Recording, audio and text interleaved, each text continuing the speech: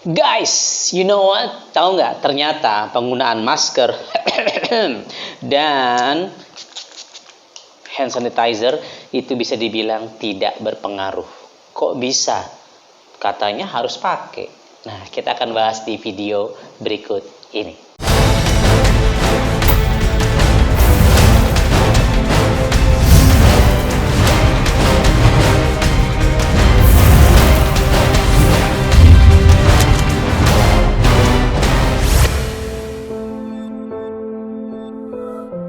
Assalamualaikum warahmatullahi wabarakatuh. Kembali bersama saya Dr. Andika Setiawan di channel kesayangan Anda, Amazing Life Project. Dan di masa-masa karantina ini ya, kita sedang di working from home, lagi di lockdown ya, karena ada virus corona di mana-mana. Semoga senantiasa teman-teman semua, sahabat-sahabat amazing di mana teman-teman berada bisa diberikan kesehatan oleh Allah Subhanahu wa taala. Amin ya rabbal alamin.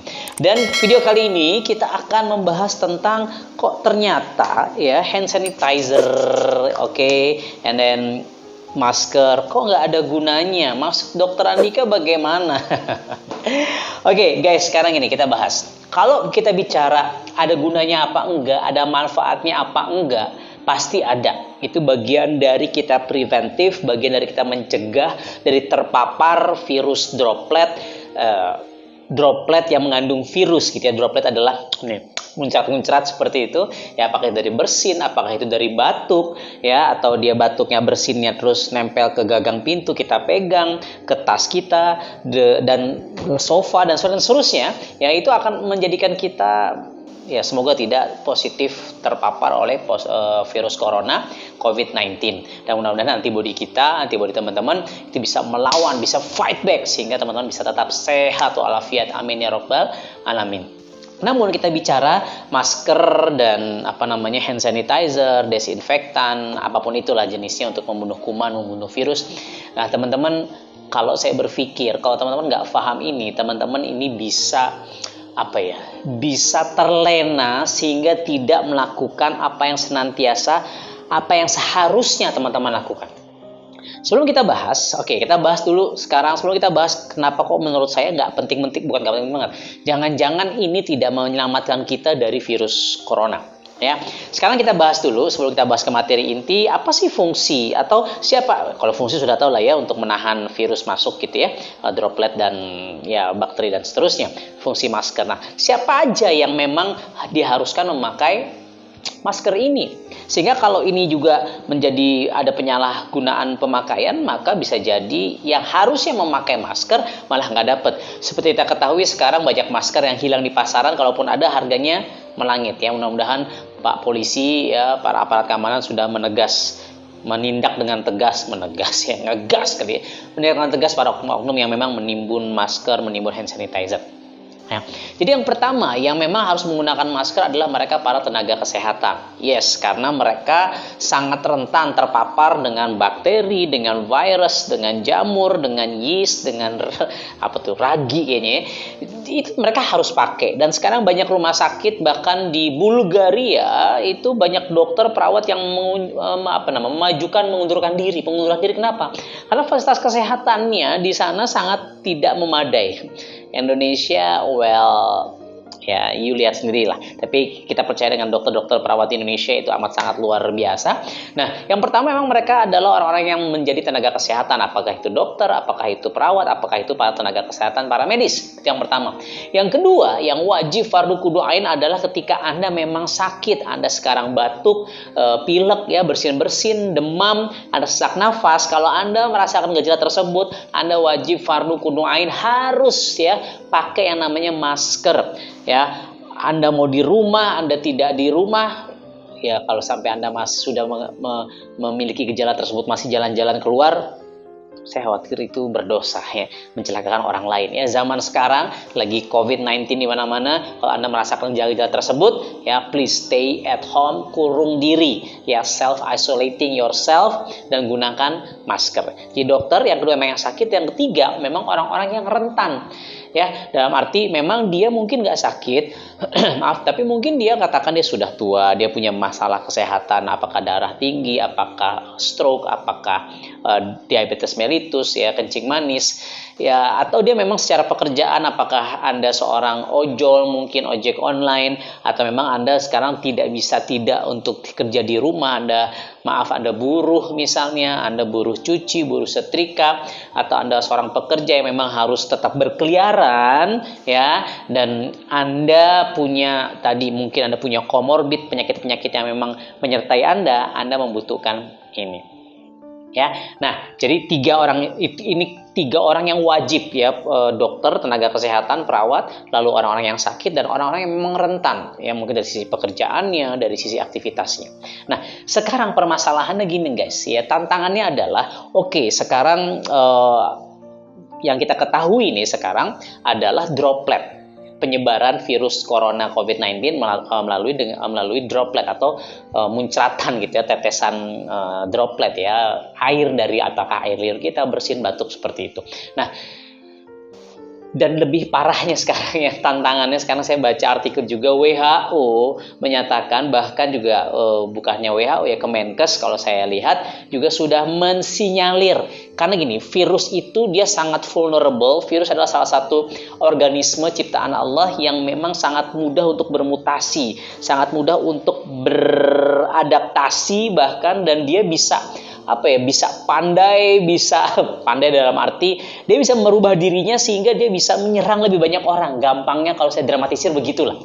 Nah, sehingga yang tadinya mungkin hanya droplet, sekarang droplet tersebut bisa bertahan. Jadi dia punya daya tahan tubuh, si virus itu bisa di udara. Sehingga disinyalir sekarang para peneliti, virus ini kenapa bisa sangat masif penyebarannya? Ini adalah airborne. Airborne dalam arti bisa terjangkit, bisa tersebar lewat sebaran udara. Can you imagine? Jadi Anda mau jaga jarak 1 meter, standing social distancing, ya 1 meter, 2 meter, ya kalau lewat udara, walaupun dia bersinnya 5 meter dari Anda, ada angin, itu akan juga nyampe ke Anda. Nah, sekarang kita nggak bicara airborne dulu lah, karena memang ini faktanya belum terbukti, masih diduga-duga. Sekarang kita bicara yang sudah pasti droplet. Ya, kenapa saya bilang ya tadi droplet masker ataukah hand sanitizer ya, ini bisa jadi tidak berpengaruh. Kenapa? Karena begini ya, Anda sekarang semprot setiap setengah jam, Anda semprot, ini aman ya, Anda semprot atau Anda pakai masker, terus Anda tetap jalan-jalan, lalu ada orang yang bersin, lalu ada orang yang positif COVID-ID bersin, bisa nggak Anda berpikir nggak, terus si dropletnya nempel di sini, Anda make pun, terus pas buka, ini masih ada si virusnya, terhisap. Kebayang maksud saya? Artinya masih sangat mungkin Anda, walaupun pakai masker seharian, pas buka, kena.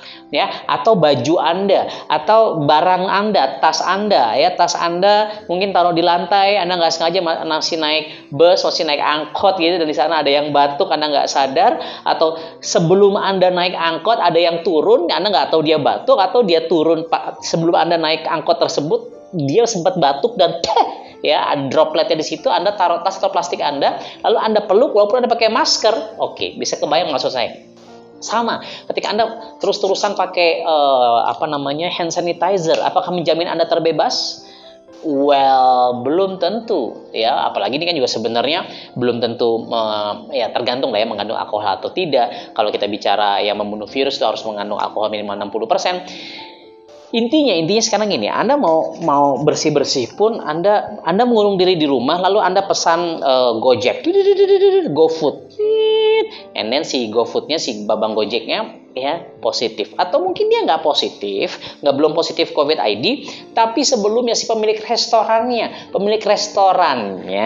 positif COVID-ID, and then si Gojeknya, si ojolnya ya, apakah GrabFood, apakah GoFood, whatever it is, dia menjadi seorang carrier virus tersebut, membawa kepada kita. Bukan berarti, berarti saya jangan GoFood dong ya.